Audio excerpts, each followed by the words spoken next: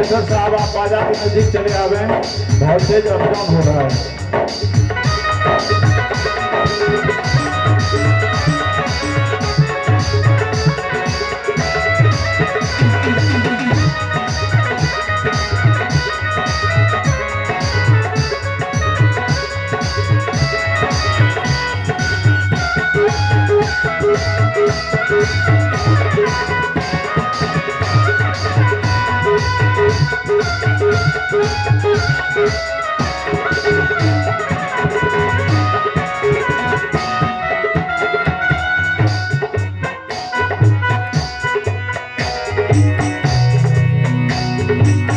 कहिया मेरी रंग रंगे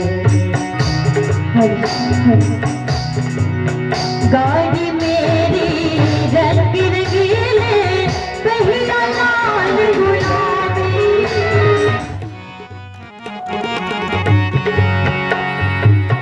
गाड़ी मेरी रंग रंगेली पहिया लाल गुलाबी। गाड़ी मेरे रंग रंगीले पहिया लाल गुलाबी। गाड़ी मेरे रंग रंगीले।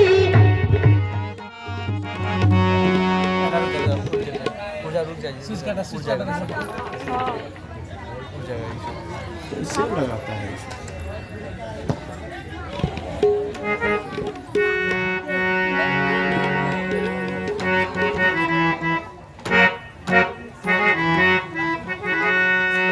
क्या हुआ है?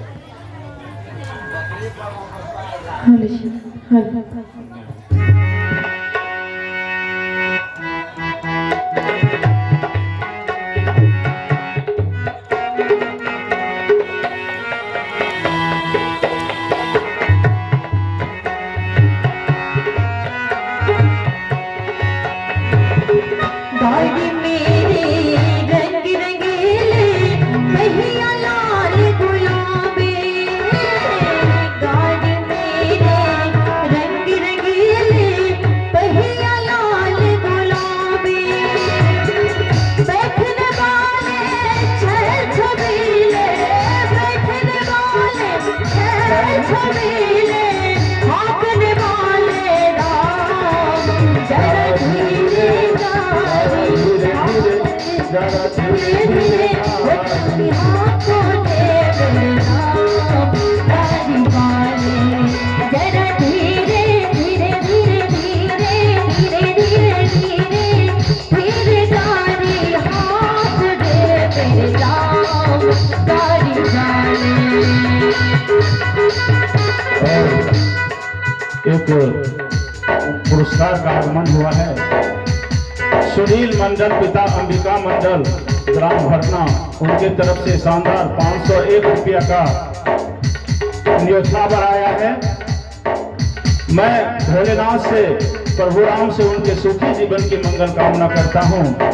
रामू कुमार पिता दाहू मंडल ग्राम भरना, उनके तरफ से भी 201 रुपया का न्योछावर आया है इस व्यास मंच को। और मैं मुरलीधर कन्हैया से भोलेनाथ से उनके सुखी जीवन की मंगल कामना करता हूँ।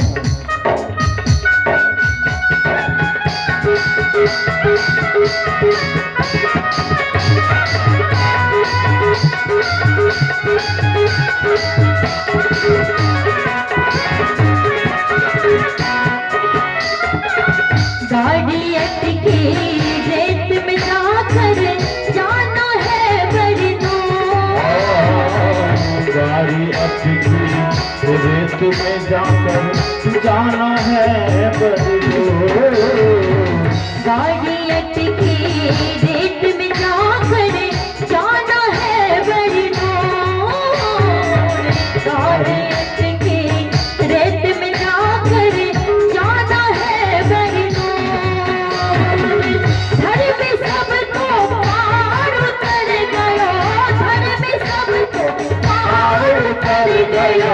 पाप चकना चोर जरा धीरे धीरे धीरे धीरे धीरे जरा धीरे गाड़ी हाथ दे राम। गाड़ी वाले जरा धीरे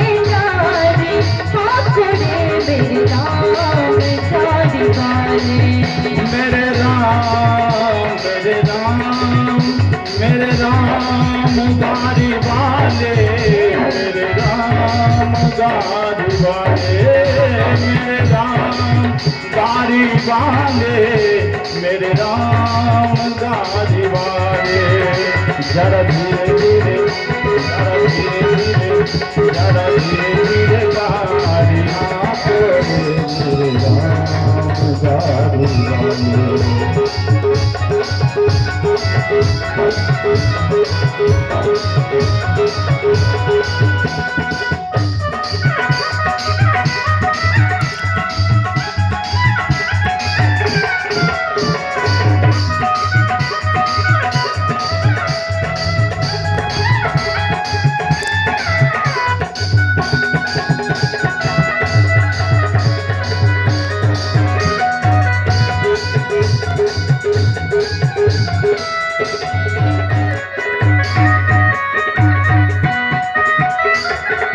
बिलख बिलख करे चिड़िया ढोरे बिछड़ गयो मेरी जोड़ी बिलख बिलख के चिड़िया रोगे बिछड़ गयो मेरा गाड़ी बिलख बिलख करे चिड़िया ढोरे बिछड़ गयो मेरी जोड़ी बिलख बिलख करे चिड़िया ढोरे बिछड़ गए मेरी जोड़ी कहत कबीर सुनो भाई साधो कहत कबीर सुनो भाई साधो जिद जोड़ी जिद तोड़ी जरा धीरे हो जरा धीरे हो जरा धीरे धीरे धीरे धीरे हो जरा धीरे गाड़ी आंगने में राम गाड़ी वाले जरा धीरे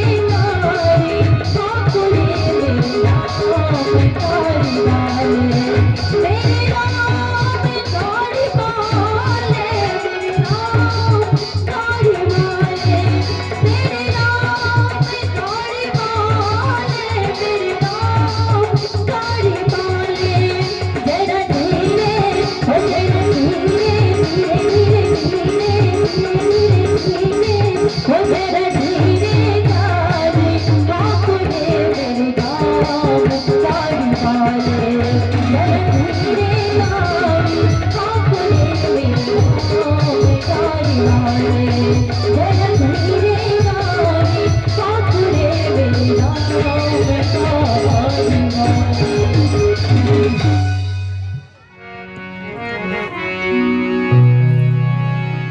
हेलो मेरे राम गाड़ी वाले क्योंकि सभी के गाड़ी को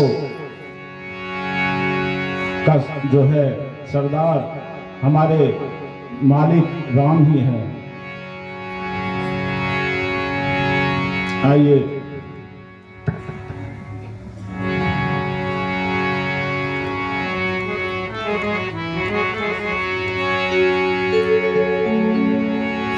थोड़ा सा भगवान सुखदेव जी जो कथा मंच के व्यास होते हैं, व्यास जी भगवान के पुत्र हैं और सुखदेव जी महाराज भगवान के अवतार हैं। परीक्षित को उन्होंने कथा सुनाई कि यह जिंदगी 7 दिनों की है, 7 दिन में ही किसी को मरना है। यही उपदेश दिए थे श्रीमद् भागवत में। छोटा सा सुखदेव जी का प्राकट्य कैसे हुआ, सुखदेव जी कौन है।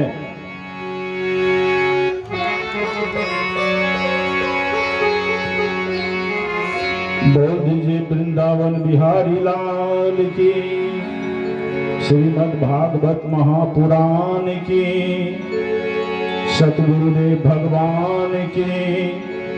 बोल दीजिए संत समाज की, बोल दीजिए बाबा महंत की, बोल दीजिए बाबा साध की, राधा रानी सरकार की, बोलिए भक्त समाज की। आइए सर्वप्रथम ठाकुर जी को हृदय में विराजमान करते हुए, अपनी जिह्वा को पवित्र करते हुए हरि नाम को कि दो घड़ी हरि नाम लेते हुए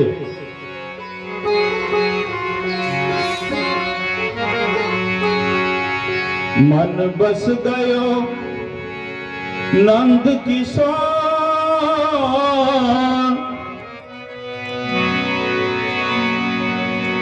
अब जाना नहीं कहीं और, बसा लो वृंदावन में, बसा लो वृंदावन में।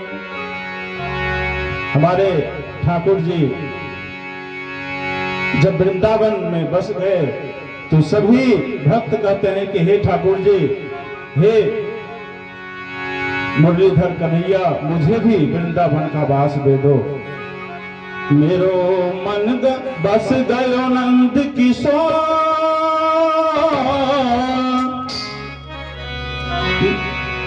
और जाना नहीं कहीं और, बसा ले वृंदावन में, बसा लो वृंदावन में, बसा लो वृंदावन में, बसा लो वृंदावन में।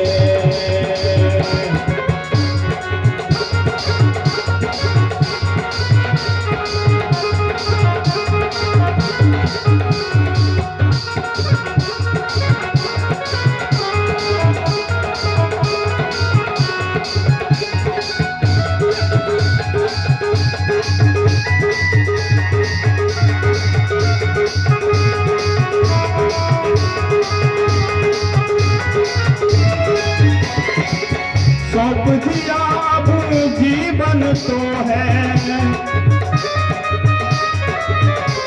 अरे सौंप दिया अब जीवन तो है,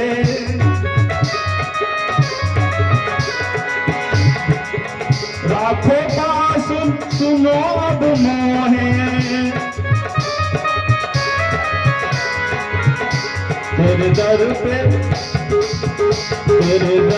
खड़ा कर जो,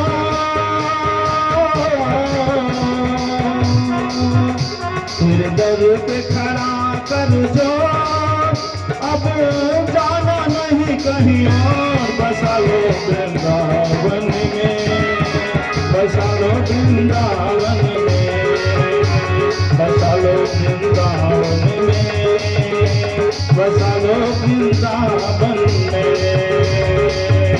मन बस गयो नंद किशोर, मन बस गयो नंद किशोर, अब जाना नहीं कहीं और, बसा लो वृंदावन में, बसा लो वृंदावन में, बसा लो वृंदावन में, बसा लो वृंदावन में।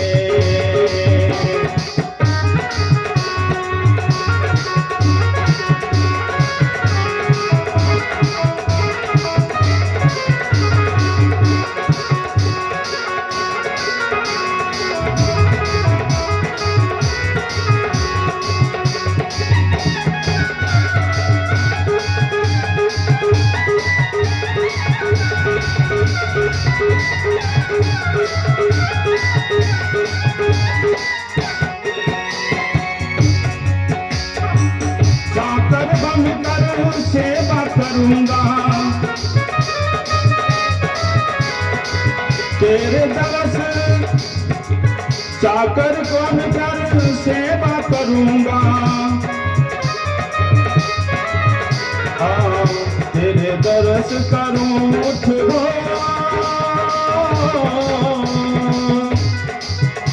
तेरा दरस करूं उठो, अब जाना नहीं कहीं और, बसा लो वृंदावन में।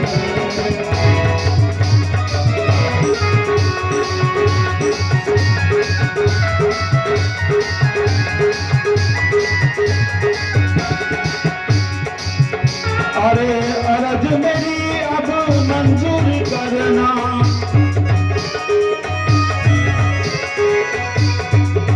वृंदावन से दूर नहीं करना, अरज मेरी अब मंजूर करना, हाँ वृंदावन से दूर न करना।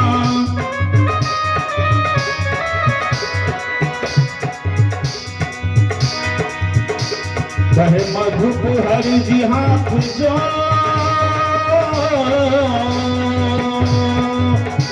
कहते हैं हम हाथ जो, अब जाना नहीं कहीं और। बसालो वृंदावन में, बसालो वृंदावन में, बसालो वृंदावन में, बसालो वृंदावन में, बसालो वृंदावन में,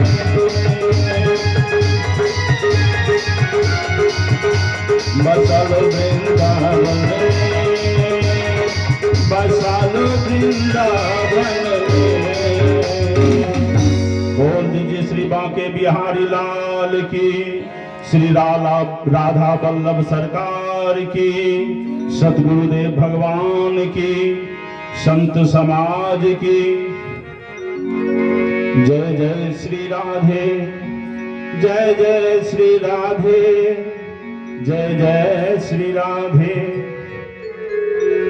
सर्वप्रथम भागवत जी के सम्मुख विराजमान श्री ठाकुर जी के भक्त, यहाँ मंदिर के प्रांगण में जितने भी आवाज सुन रहे हैं, भक्त समाज, संत समाज, यहाँ जितने भी श्रोता के कानों में आवाज जा रही है, सभी को व्यास पीठ की ओर से राधे राधे। बोल दीजिए राधे राधे।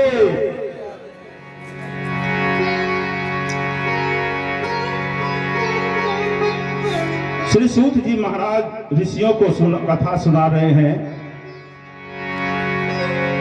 कि केवल मनुष्यों को ही नहीं बल्कि भूत प्रेत आदि को भी मुक्ति प्रदान करने वाले, और उसके उदाहरण के लिए एक कथा भी सुनाई जाती है कि किस तरह से गोकर्ण जी महाराज ने धुंधकारी को कथा सुनाई, श्रवण कराई और मोक्ष की प्राप्ति हुई उसे। श्री सूत जी महाराज ऋषियों को कहते हैं कि ऋषियों,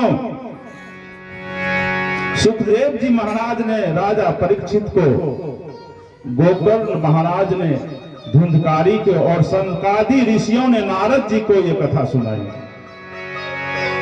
इस तरह इस कथा का प्रचार और प्रसार बढ़ता रहा। भागवत जी की में स्तुति की गई कि हर मनुष्य में, हर इंसान के जीव में सत्य बोलना परम आवश्यक है। गोस्वामी तुलसीदास जी भी कहते हैं और संत समाज भी, भक्तजन भी कहते हैं, लेकिन हम लोग खुद ये विचारे कि जीवन में हमको करना कुछ है और बोल पड़ते हैं। गोस्वामी तुलसीदास जी कहते हैं, धर्म न कोई सत्य समाना,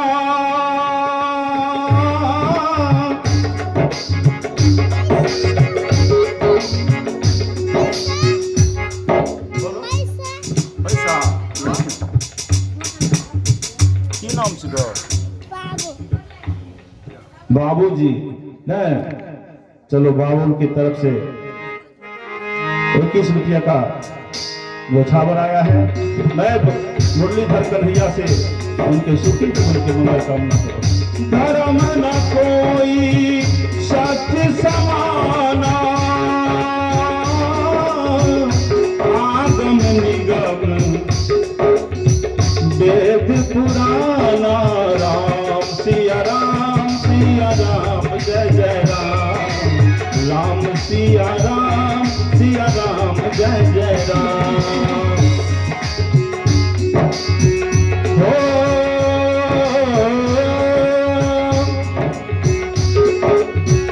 मंगल भवन मंगल हारी, मंगल भवन मंगल हारी,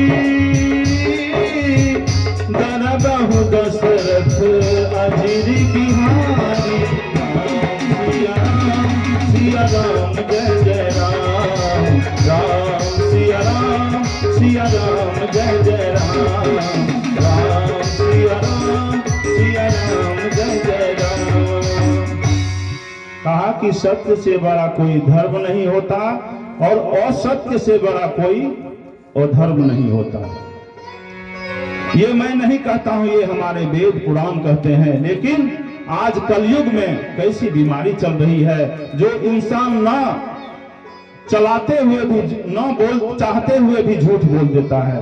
और वो आदमी कौन है? वो है मोबाइल। यह मोबाइल के युग में चाहते हुए भी आदमी झूठ बोल देता है। इंसान होता कहीं है और बताता कहीं है। और जब भी आपके पास फोन आता है तो फोन पर क्या बोलते हैं? हेलो बोलते हैं। पता है ये हेलो कौन था?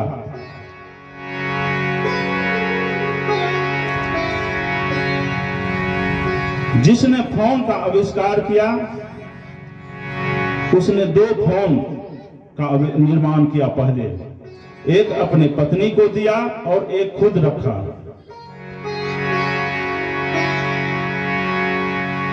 वो पत्नी को बोला कि मैं फोन करूंगा तुझे और तू चेक करना कि फोन आता है कि नहीं आता है। तो उसने फोन किया। उसने जब फोन किया उसे कुछ पता थोड़े था। ये उत्तम कुमार, उनका पिता का नाम है मनोज मंडल, उनके तरफ से 21 रुपया का न्यौछावर आया है। मुरलीधर कन्हैया से उनके सुखी जीवन की मंगल कामना करता हूं। कहा कि तुम भी चेक करना फोन आता है कि नहीं। तो वो उसने फोन किया और कुछ पता तो नहीं है। अपनी पत्नी को फोन करके अपनी पत्नी का नाम लिया। उसकी पत्नी का नाम था हेलो। और अलेक्जेंडर ग्राहम बेल जो मोबाइल का आविष्कार किया उसकी पत्नी का नाम था हेलो। ये आविष्कारक का नाम है। आविष्कार किया वो भी मर गया, उसकी पत्नी भी मर गई। और हम लोग आज भी उसे याद करते हैं। किसको? हेलो। तो आज के बाद हेलो नहीं बोलना है। अगर किसी का फोन आता है तो आप उसे राधे राधे बोल सकते हैं, जय श्री राम बोल सकते हैं, सीताराम बोल सकते हैं, कुछ भी भगवान का जय महादेव भी बोल सकते हैं। इसलिए गोस्वामी तुलसीदास जी कहते हैं कि कलयुग हुआ है और कलयुग के लोग सत्य को कोई बोलना नहीं चाहता। लोग बात बात में झूठ बोलते हैं। और किसी ने कहा है कि अगर झूठ बोलना है तो पता है कि क्या होगा। संत कहते हैं कि अगर झूठ बोलते हैं तो जीवन में क्या होता है। झूठ बोलने से क्या होता है? पर झूठ बोले भजन ना गाए, ऐसे पापी से डरियो। तू यम के डंडा खाएगा तू देखते रहियो। तू यम का डंडा खाएगा तू देखते रहियो।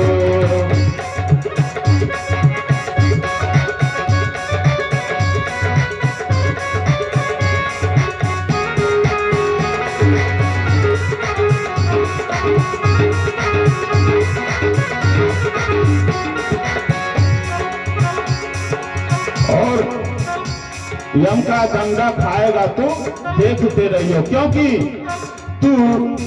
तू राम नाम नहीं गाएगा तू बहुत घना पछताएगा। ये समय हाथ नहीं आएगा, जैसा आया वैसा जाएगा।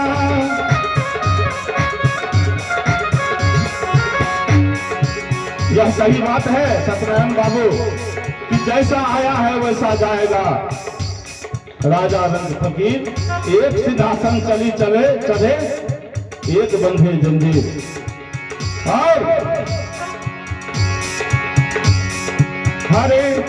हरि भजन में बैठ के भक्तों,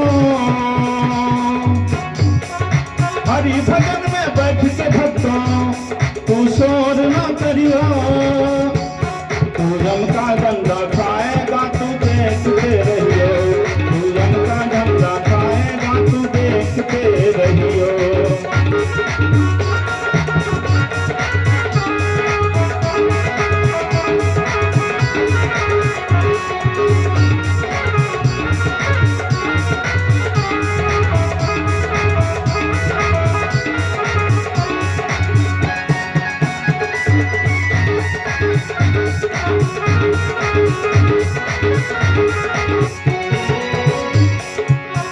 और किसी सिद्धांतकारों ने कहा है, किसी संत समाज ने कहा है, तू हरि नाम जब गाएगा सब सुखी तू हो जाएगा।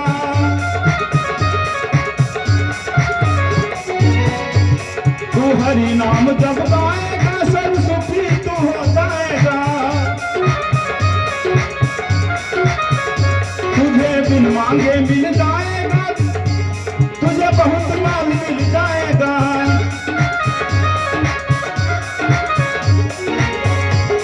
और प्रेम से बोलो राधे राधे, प्रेम से बोलो राधे राधे। भवसागर के तरियो, नहीं तो यम का डंडा खाएगा तू देखते रहियो। यम का डंडा खाएगा तू देखते रहियो। अरे यम का डंडा खाएगा तू देखते रहियो। मनखुश कुमार की तरफ से 21 रुपया का जो छावर आया है, मैं भोलेनाथ से उनके सुखी जीवन की मंगल कामना करता हूँ।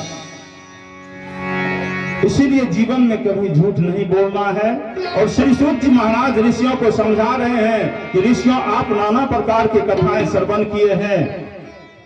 सूत जी महाराज को ऋषियों ने 6 प्रश्न किए और पूछा कि महाराज, आप तो ज्ञान देने वाले हैं,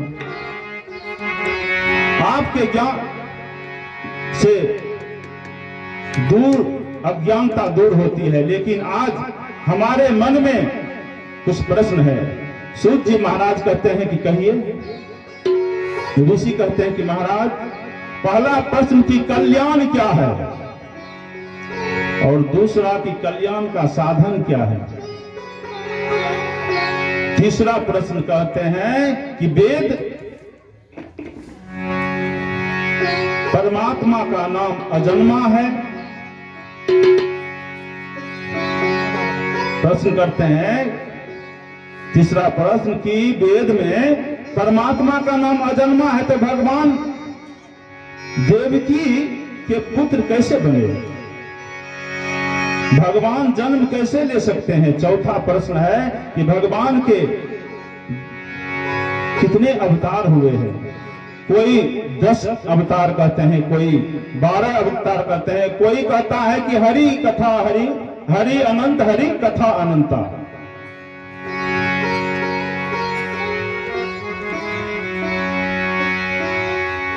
और 5वां प्रश्न कहते हैं कि भगवान का जब अवतार हुआ तो भगवान ने धरा धाम पर क्या क्या लीलाएं की।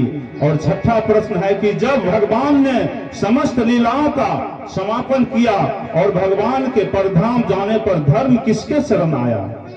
ये 6 प्रश्न सूत जी महाराज से आज ऋषिगण कर रहे हैं। श्री सूत जी महाराज कहते हैं कि ऋषियों, आपने बड़े सुंदर प्रश्न किया है,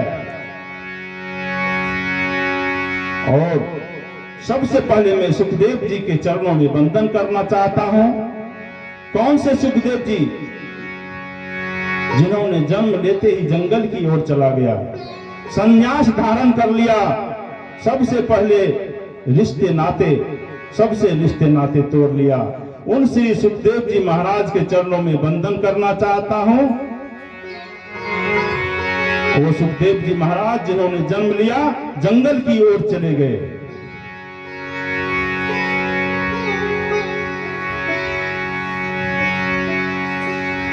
और पीछे पीछे वेद व्यास जी जो उनके पिताजी हैं, चलते चलते पीछे पीछे जा रहा है कि हे बेटा, हमें छोड़कर मत जा, पुत्र हमें छोड़कर मत जा। सुखदेव जी महाराज जरा ध्यान से सुनिएगा कि श्री सुखदेव जी महाराज, जिनको एक स्त्री और पुरुष में क्या भेद होता है उनको कुछ नहीं पता है, जंगल की ओर पीछे पीछे वेद व्यास जी जा रहे हैं। और ब्रह्म वैवर्त पुराण में कहा गया है कि एक सुंदर कथा आती है ब्रह्म वैवर्त पुराण में।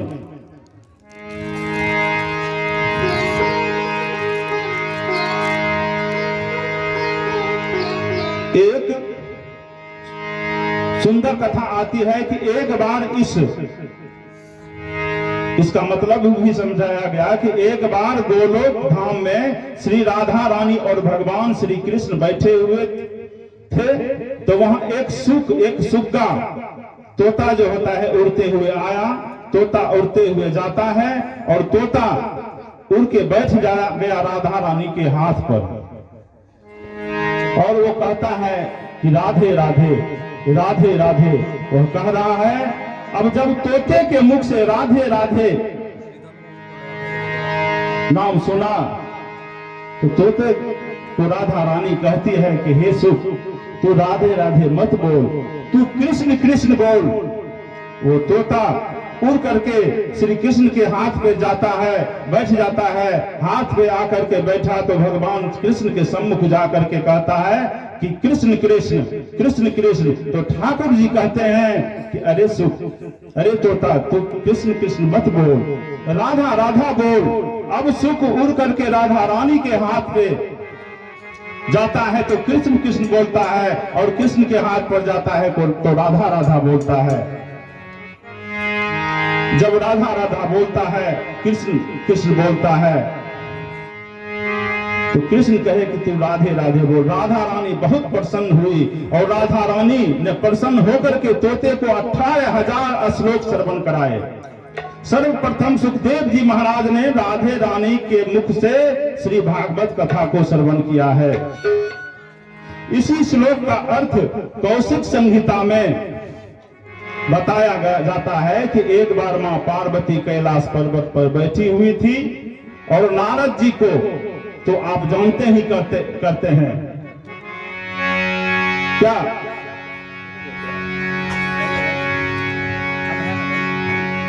नारद जी को आप जानते करते हैं। ब्रह्मा जी का बेटा हो नारद मेरा नाम है और इधर का झगड़ा उधर लगाना ये तो मेरा काम है। इधर का झगड़ा उधर लगाना ये तो मेरा काम है।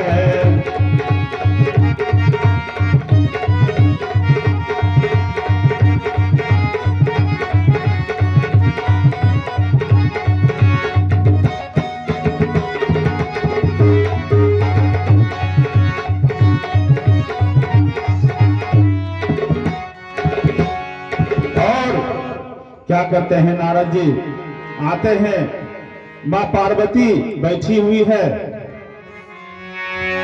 ये कौशिक संहिता में आता है। नारद जी अपने बीना के तार को छेड़ते हुए आए, श्रीमन नारायण गाते हुए आए और कहते हैं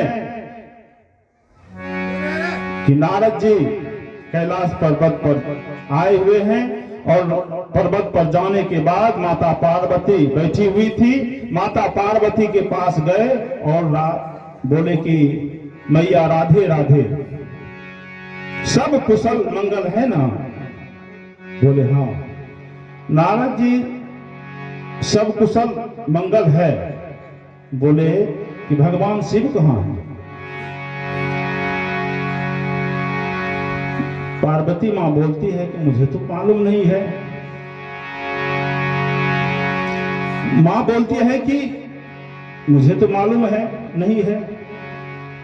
नारद जी कहते हैं कि मैया, इसका मतलब भगवान शिव आपको प्रेम नहीं करते हैं। अगर आपको प्रेम करते तो बता के जाते कि कहां गए हैं। तो मैया के मन में एक शंका हुई, शायद नारद जी सही कह रहे हैं। तो नारद जी ने एक और प्रश्न किया कि अच्छा मैया, एक बात और बताओ, क्या भोलेनाथ आपको सच में प्रेम करते हैं? तो नारद के बात को देख करके बोलते हैं मैया कि हाँ नारद, बात प्रेम तो करते हैं, कि बोले कि मैया यह बताओ कि जो भगवान शिव के गले में 108 मुंडों की माला है किसका है? 108 मुंडों की माला किसका है? अब मैया पार्वती को इस प्रश्न का भी उत्तर नहीं पता था। यह प्रश्न का उत्तर पता होता तो ना। अब तो मैया पार्वती बोली कि इस प्रश्न का भी उत्तर नहीं पता है नारद जी। बोले इसका मतलब तो निकल गारंटी के साथ में कह सकता हूं कि भगवान आपको प्रेम नहीं करते हैं। अब तो मैया को क्रोध आ गया, मां पार्वती को क्रोध आ गया कि नारद जी इतनी बात कह के मैया पार्वती से और अपना बीना उठा करके वहां से चले गए। संत समाज कहते हैं कि बोले नारद कौन? जिसकी बात कभी रद्द ना हो वही नारद है। नारद जी तो अपना काम करके चले गए। अब भगवान शिव कहीं से आए हैं, भगवान शिव कहीं से आए हैं।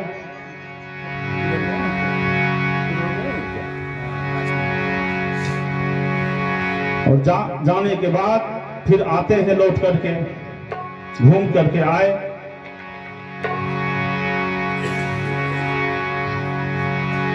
हर दिन की भांति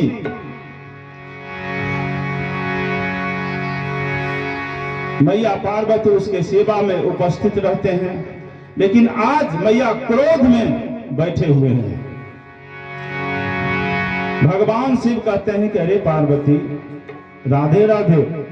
बोले अरे महाराज आप हमको प्रेम नहीं करते हैं। बोले अरे पार्वती कैसी बात बोल रही हो? बोले आप अगर हमसे प्रेम करते तो आप हमसे कभी झूठ नहीं कहते। कहे कि आप जो है बाहर से रंग में गोरे हो, अंदर से काले हो मन के। बोले कि आज क्या हो गया है तुमको पार्वती? कहा कि महाराज अगर आप हमसे प्रेम करते, नाम बोलो। संजीत कुमार की तरफ से 21 रुपया का न्यौछावर आया है। मैं भोलेनाथ से उनके सुखी जीवन की मंगल कामना करता हूं। कहा कि आप हमसे प्रेम नहीं करते हैं, अगर हमसे प्रेम करते तो आप हमको बताते। आप मन के भी काले हैं। भगवान शिव ने जैसे ही सुना कि भगवान शिव बोले कि आपने पार्वती से यह बात सुनने के बाद उसका आंख नम हो गया। और पार्वती को कहते हैं भगवान शिव बोले कि जानना चाहती हो किसका मुंड माला है मेरे गले में? कहा कि पार्वती जितने बार तुमने जन्म लिया, आपने जितने बार जन्म लिया, आपकी जितनी बार जन्म हुई, आपकी याद बनी रहे, इसलिए हमने आपके मुंडों की माला बना करके अपने गले में धारण कर रखा है। और आप कहती हो कि आप हमसे प्रेम नहीं करते हैं। मैया पार्वती ने सुना जब तो आंखों में आंसू बहने लगे और हाथ जो करके शिव के चरणों में बैठ गए और कहने लगे कि महाराज ऐसी कौन सी बूटी आपने पी है, ऐसा कौन सी बूटी खाते हो जो हम इतनी बार जन्म ले चुके हैं और आप अमर हैं? कोई ना कोई तो कारण होगा।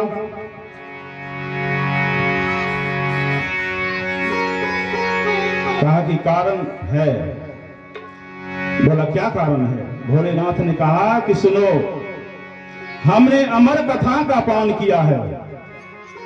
मैया पार्वती हाथ जोड़ करके बोली, हे भोलेनाथ, अगर आपने अमर कथा का पान किया है तो यह अमर कथा कैसी है और अमर कथा क्या है, मैं भी सुनना चाहती हूँ।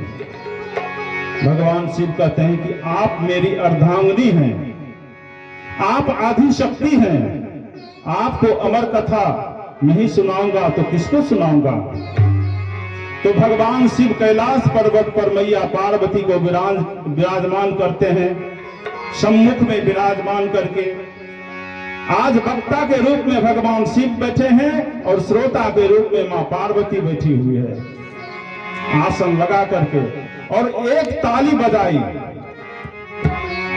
भगवान शिव ने एक ताली बजाई, जितने भी पक्षी कैलाश के ऊपर थे सब उड़ गया, लेकिन वहां पर एक अंडा पड़ा हुआ था। जब भगवान शिव कथा सुनाना आरंभ किए, अमर कथा, तब कथा के प्रभाव से अंडा फूट गया।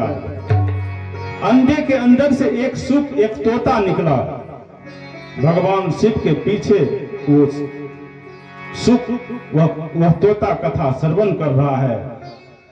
भगवान शिव को मालूम नहीं है, अब तो मां भवानी आराम से कथा श्रवण कर रही है। और भगवान शिव के कथा के आरंभ में जब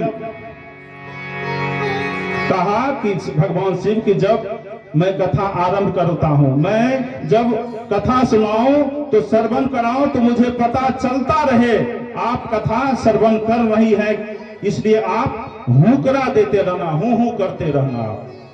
कोई कथा कहता है तो नहीं होता है कि हाँ में हाँ मिलाता है कि हाँ, कोई मतलब प्रति उत्तर देता है, तो इसीलिए बोला तू हुकरा भरते रहना, हुंकार भरते रहना कि हाँ। यानी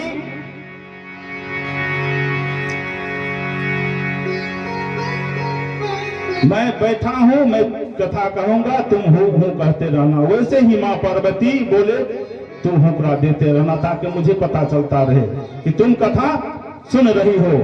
अब क्या कथा तो इतनी मीठी होती है कि उसको सुन करके नींद आने लगती है। मैया को आनंद आ गया उस कथा में, मां पार्वती को आनंद आ गया उस कथा में। सुनते सुनते उसकी आंख बंद हो गई।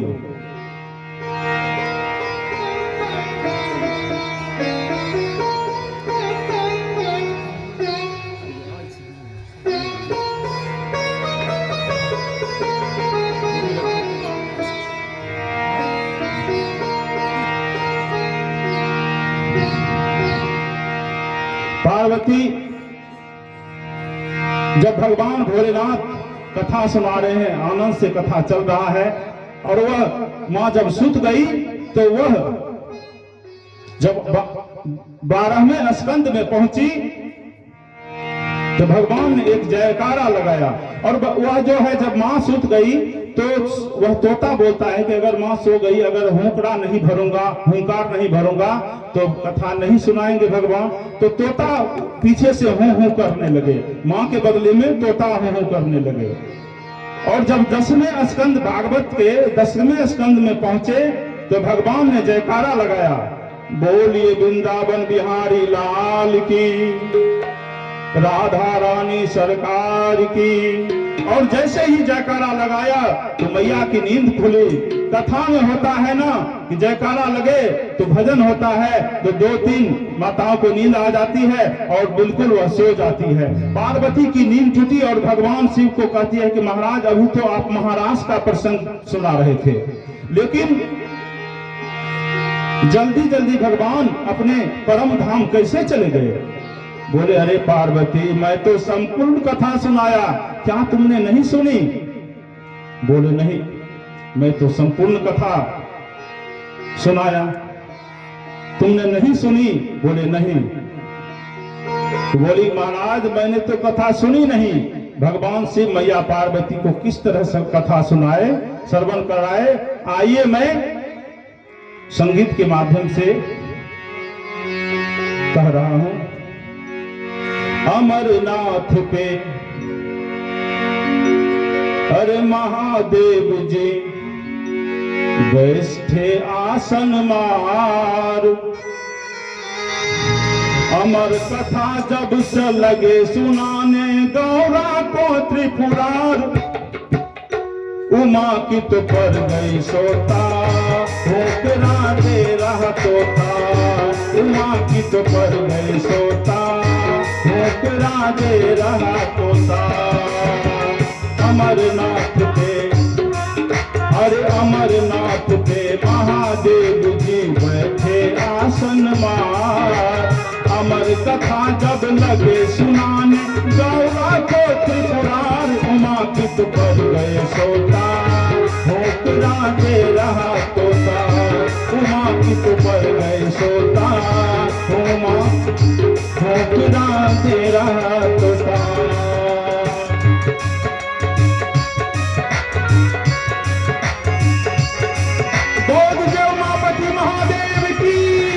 मैया पार्वती की, भरमेश्वर महादेव की।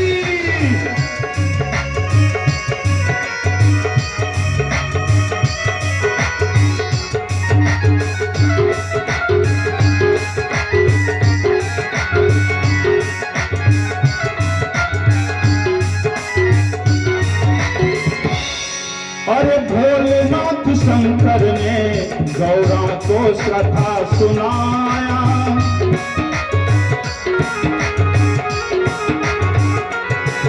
अरे भोलेनाथ शंकर ने गौरा को कथा सुनाई।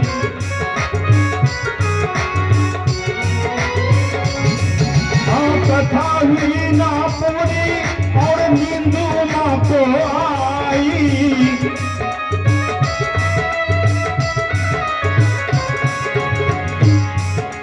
भोलेनाथ जी समझ न पाए, भोलेनाथ जी समझ न पाए तोता की हुंकार। उमापित पर गए सोता भोकरा दे रहा तोता।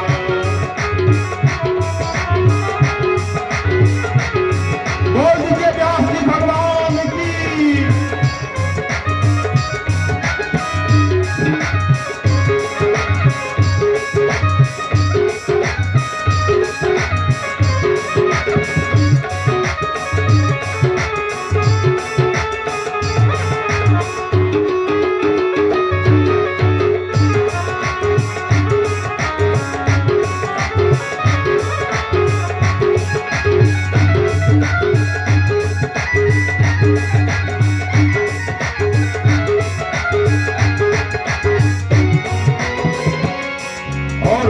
जब मैया पार्वती की नींद खुली, जब नींद से उमा है जागी, अफसोस हुआ है भारी।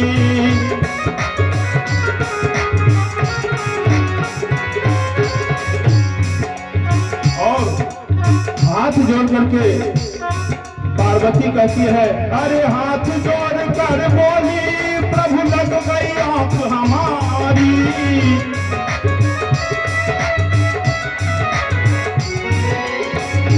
अरे महाराज मैंने तो आधी कथा सुनी और आधी कथा और सुनाओ ना। अरे आधी कथा सुनी है मैंने, अरे आधी कथा सुनी है मैंने, आधी कथा सुनी है मैंने, आधी है बरकरार। उमापित पर गए तोता भोकरा दे गया तोता।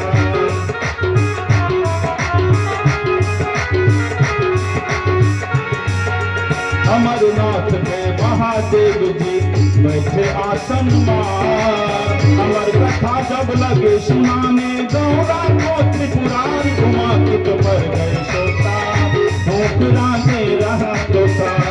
उमापित पर गए तोता, उमापित पर गए सोता भोकरा दे रहा तोता।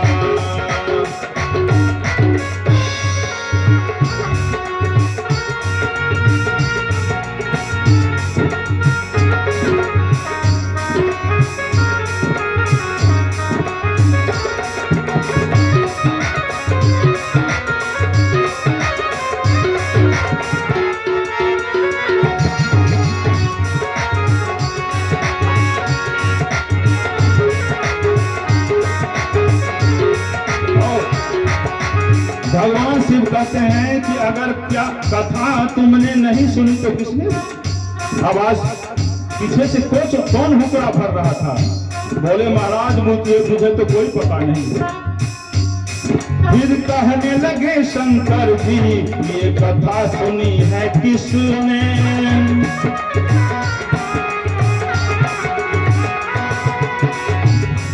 हर जिंदा ना छोड़ूंगा ये दिया हुक्रा जिसने।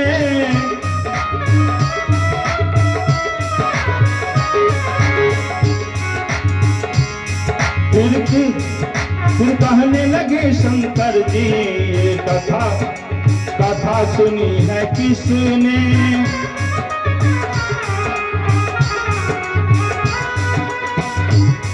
अरे जिंदा ना छोड़ूंगा ये दिया हुक्रा जिसने।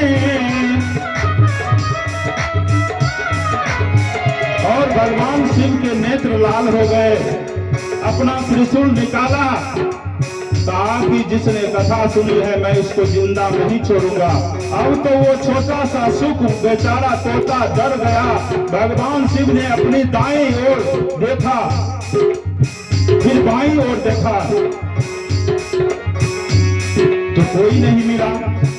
सामने देखा तो माता पार्वती विराजमान है, और जो पीछे मुड़ करके देखा तो अब तोता की हालत खराब हो गई। अब तो कथा के प्रभाव से उड़ने लगा तोता, आगे आगे तोता और पीछे पीछे शंकर जी।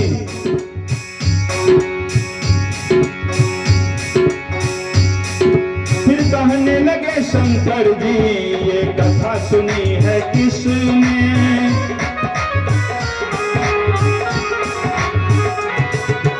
जिंदा ना छोड़ूंगा ये दिया हुक्रा जिसने।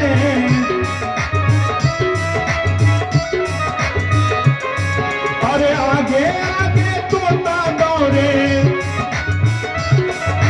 आगे आगे तोता दौड़े, पीछे शिव भंडार किस पर गए छोटा, ठोकरा दे गया तोता,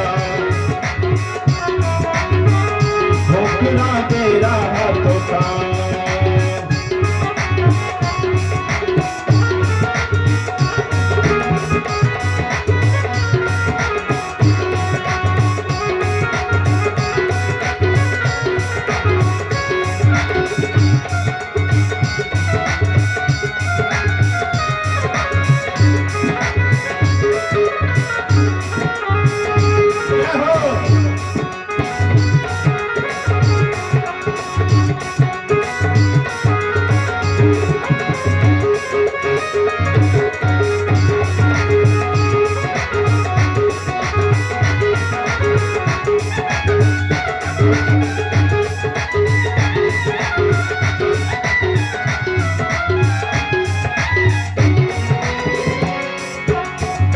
तोता उड़ते उड़ते जा रहा है, कैसे अपने जान बचाए।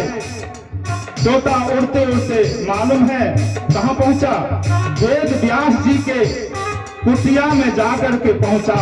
वेद व्यास जी की पत्नी माँ बीतिका देवी, वो अपनी स्वामी को कह रही है कि महाराज मुझे संतान नहीं है, कुछ ऐसा उपाय करिए कि हमारे घर में एक पुत्र आ जाए। इतनी बात कही तो उनको जम्हाई आ गई, हाथी आ गया माँ बीतिका को। और हाथी आने के बाद अब जम्हाई लेने के बाद तो मुंह खोलता है, वो मुंह को खोलने के बाद तोता सूक्ष्म रूप बना करके माँ बीतिका के गर्भ में प्रवेश कर गई। अरे उड़ते उड़ते तोता जब वेद व्यास घर आया,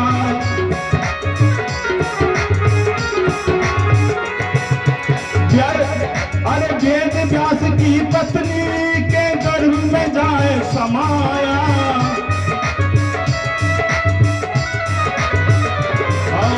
उड़ते उड़ते तोता जब वेद व्यास घर आया,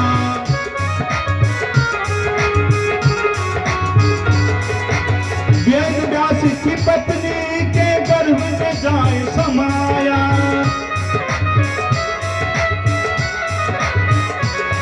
फिर नाम पड़ा सुखदेव है उनका, बोल दीजिए सुखदेव जी महाराज की। फिर नाम पड़ा सुखदेव है उनका, लीला परम्पार उमा किस पर गए सोता, ठोकरा दे गया तोता, उमा चित पर सोता ठोकरा दे रहा सोता।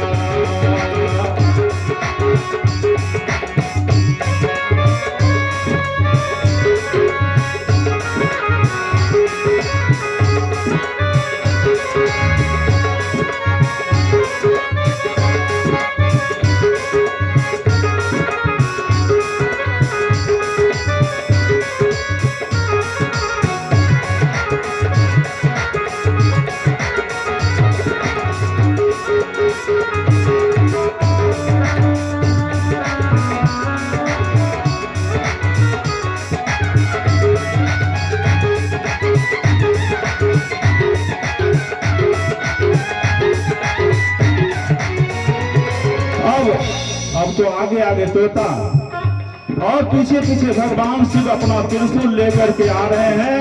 आज मैं नहीं छोड़ूंगा उसको। और संत कहते हैं, बोले जो सुख है उसने क्या कथा तो श्रवण की, उसने कथा तो श्रवण की। वह सुखदेव जो बना, सुख जी तोता जो है कथा श्रवण किया, अमर कथा। लेकिन कहां से कथा सुना? पीछे बैठ करके। इसलिए सिद्धांतकार कह रहे हैं, संत समाज कहते हैं कि कथा जब भी सुननी चाहिए तो सामने सम्मुख बैठ करके सुननी चाहिए, नहीं तो कथा का फल नहीं होता है, उसका प्रतिफल जो है बुरा होता है। कथा पीछे बैठकर नहीं, यह कहना चाह रही है भागवत में यह कथा आया है कि पीछे बैठ करके कथा नहीं सुनना चाहिए, कथा जब भी सुने आगे बैठ करके सुने। और संत बोले कि जो सुख है उसने कथा सुनी, लेकिन अपराध क्या किया? अपराध कोई नहीं किया, लेकिन पीछे बैठ करके कथा श्रवण किया। और कहते हैं कि जब भी कथा श्रवण करें तो व्यासपीठ के सम्मुख भक्तों को विराजमान होना चाहिए। छुप करके कथा कभी नहीं सुननी चाहिए, क्योंकि जब भी भगवान कथा प्रारंभ किया था भगवान सुनाना, तो एक ताली बजाई थी भोलेनाथ ने। जब अमर कथा को सुनाई थी, अमर कथा का मतलब श्रीमद् भागवत कथा को ही अमर कथा कहा गया है, तो एक ताली बजाई थी उन्होंने कथा सुनाने से पहले। सभी पक्षी उड़ गए थे। ताली क्यों बजाई? कि जो भी पक्षी है, पशु है, छुप करके कथा नहीं सुनो, सुनना है तो आगे बैठ करके सुनो कथा। और ताली बजाई, उस ताली के माध्यम से संबोधित किया कि मां भवानी को, कि यानी पार्वती को कहा कि श्रवण कराने जा रहा हूं मैं कथा, अगर किसी को सुनना है तो पीछे बैठ कर ना सुने, वो सम्मुख बैठ करके सुने। लेकिन उसने छुप करके श्रवण किया और जा करके छुप गया है सुख वेद व्यास जी के पत्नी के गर्भ में। भगवान शिव ढूंढते ढूंढते गए तो देखा कि इसी जगह सुख इधर उधर उड़ते हुए आया है। तो वेद व्यास जी के दरवाजा को खटखटाया भोलेनाथ ने और बोले कि महाराज आपके घर में हमारा चोर छुपा हुआ है। कहते हैं कि हमारे चोर को आपने घर में पनाह दिया है। वेद व्यास जी कहते हैं कि भगवान आपके यहाँ किस चीज की चोरी हो गई है? अरे आप जहाँ रहते हैं ना तो वहाँ कोई घर है, ना कोई सोना है, ना कोई चांदी है, वहां से कोई चुराने वाला क्या सामान है जो आएगा? तो बोले कि अरे नहीं, उसने किसी वस्तु को नहीं चुराया, उसने अमर कथा का पान चुरा करके किया है, इसलिए हमारा चोर आपके घर में छुपा हुआ है। तो इस तरह से प्रार्थना करते हैं। यहाँ संतों का मानना है कि आकाशवाणी हुई है उसी समय, और आकाशवाणी के माध्यम से भगवान शिव को पता चलता है कि ये भगवान का अंशा अवतार सुखदेव जी महाराज है। और ये सुखदेव मुनि कोई और नहीं, व्यास है, व्यास भगवान के पुत्र हैं, कोई और नहीं है, कृष्ण जी के अवतार हैं। कृष्ण जी का ही अंशा अवतार आए हुए हैं। शिव अपने कैलाश पर्वत पर चले गए, इधर से सुखदेव व्यास जी के पत्नी के गर्भ में चला गया। कहते हैं कि कोई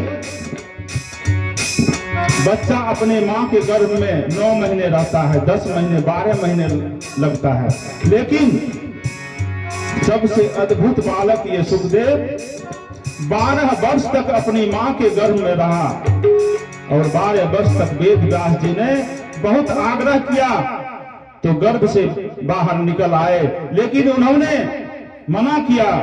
बोले अगर मैं गर्भ से बाहर निकला तो मैं मोह में पड़ जाऊंगा, मैं माया में पड़ जाऊंगा, इसलिए गर्भ से बाहर नहीं निकलूंगा। अंत में कुछ संतों का मानना है कि भगवान स्वयं आए हैं, कुछ का मानना है कि भगवान ने आकाशवाणी की और सुखदेव को कहा, उपदेश दिया कि मेरी माया का प्रभाव तुम्हें कभी नहीं पड़ेगा, इसलिए तुम गर्भ से बाहर जाओ। और 12 वर्ष के बाद सुखदेव जी महाराज अपने मां के गर्भ से बाहर आए। बोल दीजिए सुखदेव जी महाराज की। इस तरह सुखदेव जी महाराज का प्राकट्य हुआ और उन्होंने ही भागवत परीक्षित को सुनाई। यह कथा श्रीमद् भागवत का महात्म है। भागवत तो 7 दिवसीय कथा होती है, इसलिए उसमें एक मर्यादा होता है, उसी का निचोड़ सुनाया मैंने भगवान के चरणों में। अब आगे कुछ भजन, कुछ कीर्तन के बाद महादेवी होगी, जैसा आज्ञा होगा वैसा किया जाएगा।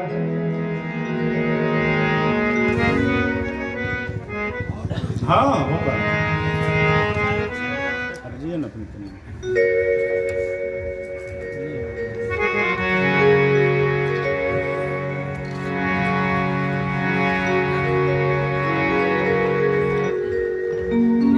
ये हमारे वर्तमान में मुखिया जी हैं और इस पंचायत पचौत पंचायत के वर्तमान मुखिया हैं और इनके तरफ से आशीर्वाद आया है और आशीर्वाद के रूप में आया है 111 रुपया आया है, 125 रुपया आया है और मैं भोलेनाथ से उनके सुखी जीवन की मंगल कामना करता हूं।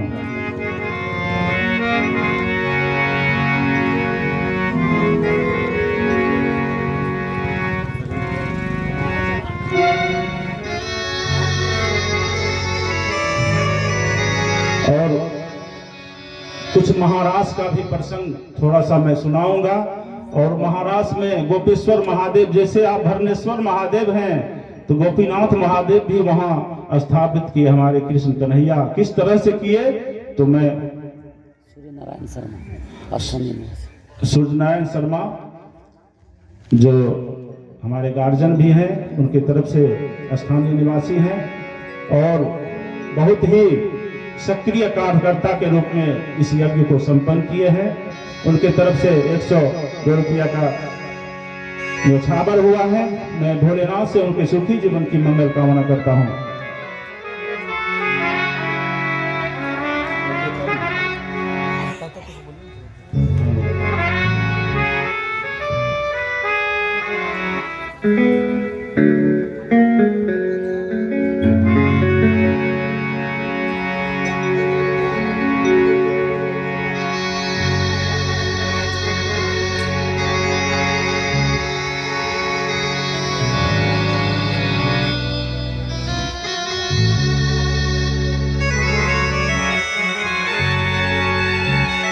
कहा गया है कि जब भगवान कृष्ण को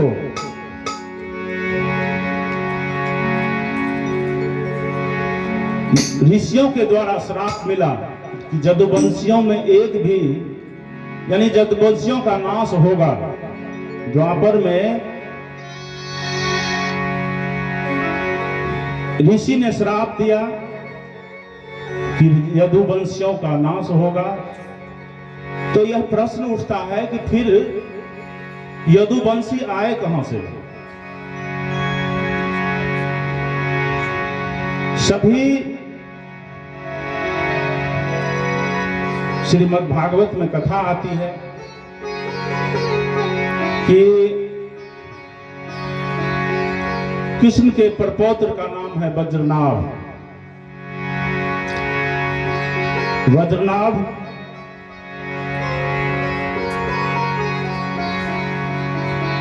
जो है कृष्ण के प्रपौत्र हैं।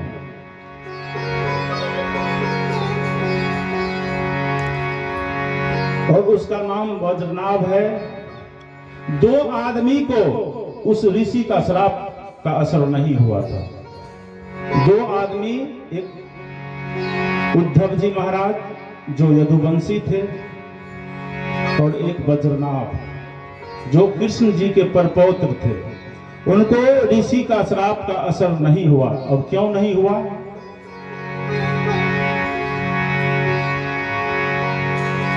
सौ वर्षों के बाद भगवान जब कुरुक्षेत्र आए, जब कुरुक्षेत्र में आए तो सभी ब्रजवासियों ने उनका दर्शन करने के लिए गया, उनसे दर्शन करने के लिए गया। वज्रनाभ की मां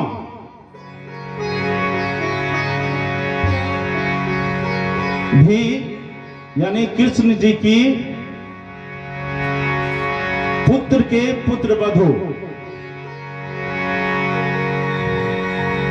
वह भी उनसे मिलने के लिए गई और कृष्ण जी के मुख से हर समय वह सुनती रहती थी। द्वारिका में जाकर के, द्वारिका में जब थी वह, तो कृष्ण के मुंह से हर समय राधे राधे का जाप सुनती थी। तो ब्रजनाभ की मां का नाम है उषा। वह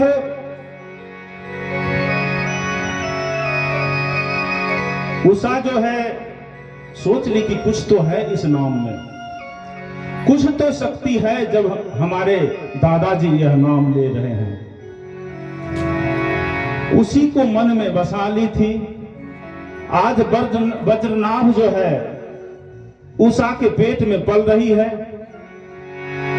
और उषा के पेट में है वज्रनाभ, और बोली कि मैं भी कुरुक्षेत्र जाऊंगी, मैं भी अपने दादाजी से भेंट करने के लिए जाऊंगी। क्योंकि वह दादा से भेंट करने के लिए नहीं जा रहे हैं, वह जान गए कि राधा रानी भी आने वाली है उस कुरुक्षेत्र में कृष्ण से मिलने के लिए, और गए।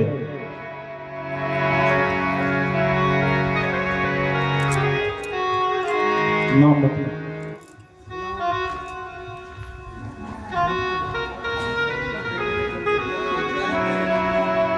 बताइए ना।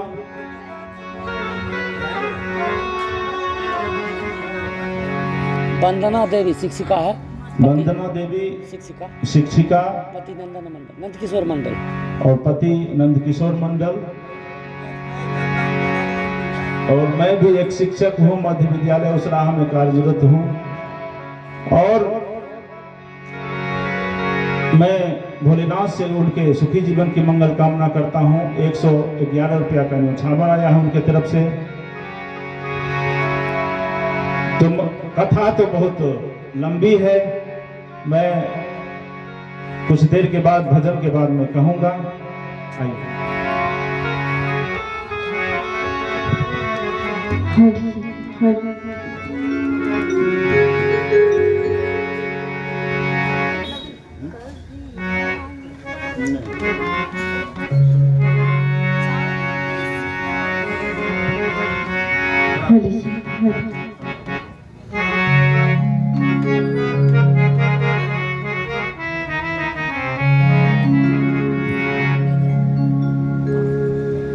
चारों दिस राम गुण गा